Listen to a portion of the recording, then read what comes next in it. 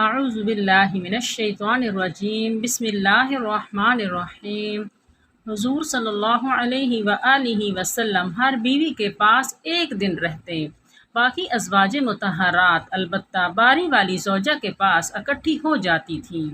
ایک دفعہ حضرت عائشہ صدیقہ کی باری تھی، جب حضرت زینب ابن ماجہ کی روایت کے مطابق بلا اجازت ان کے حجرے میں داخل ہو گئیں۔ آپ کو معلوم نہ تھا کہ حضرت زینب موجود ہیں۔ اندھیرے میں آپ نے ان کی طرف ہاتھ بڑھایا تھا کہ حضرت عائشہ صدیقہ بولی، یہ زینب ہے۔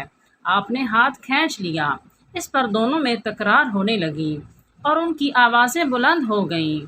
ادھر نماز کھڑی ہونے ہی لگی تھی تو حضرت ابوبکر نے آپ کو بلا لیا۔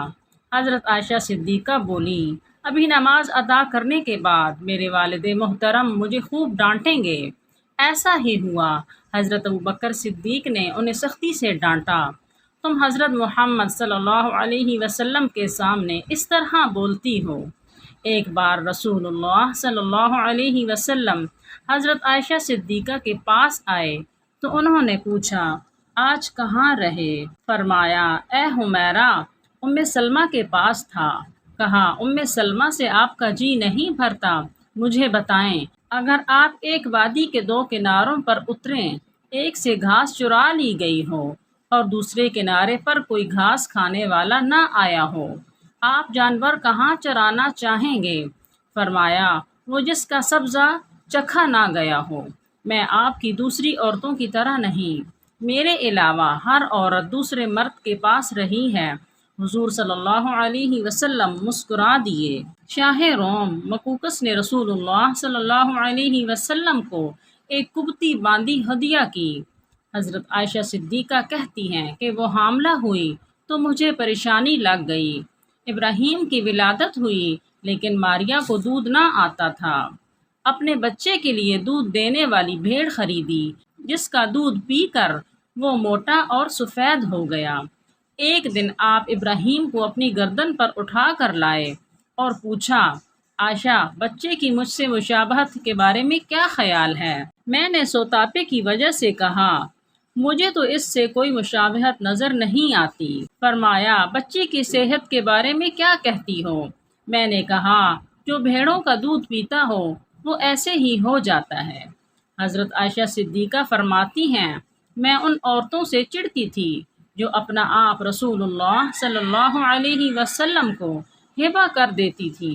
میں کہتی تھی، بھلا کوئی عورت اپنے تئیں ہبہ کر سکتی ہے؟ جب اللہ تعالیٰ نے یہ آیت اتاری، اے نبی، اپنی بیویوں میں جس کو چاہیں الگ رکھیں، جس کو چاہیں اپنے پاس رکھیں اور جسے چاہیں الگ کرنے کے بعد واپس بلا لیں، اس میں کوئی حرج نہیں۔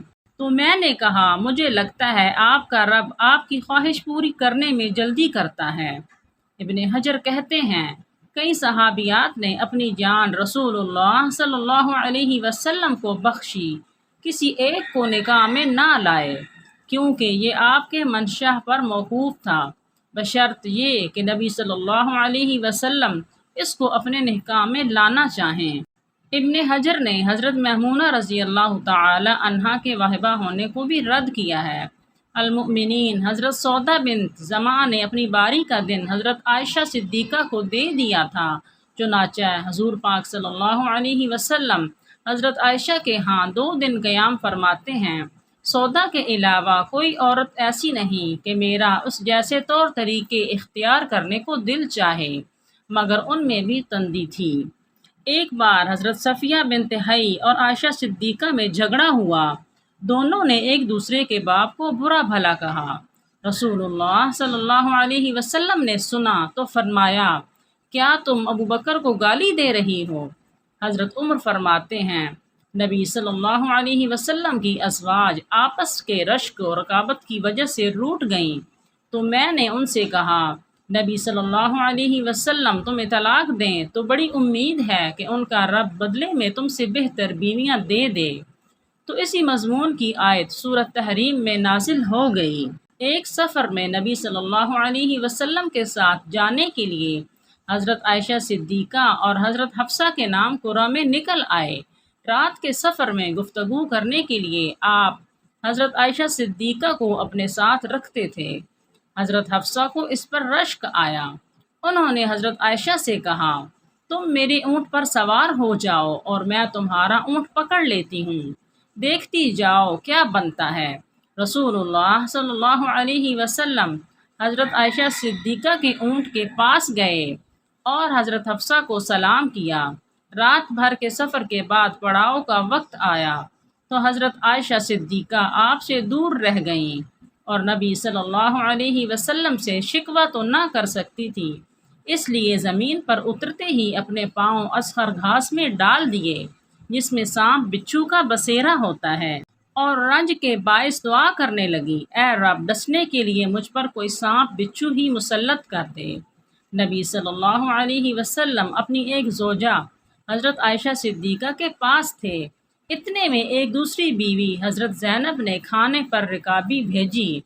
حضرت عائشہ صدیقہ نے جس کے ہاں نبی صلی اللہ علیہ وسلم سے لانے والے خادم کے ہاتھ پر ایک ضرب لگائی تو پھر رکابی ٹوٹ گئی۔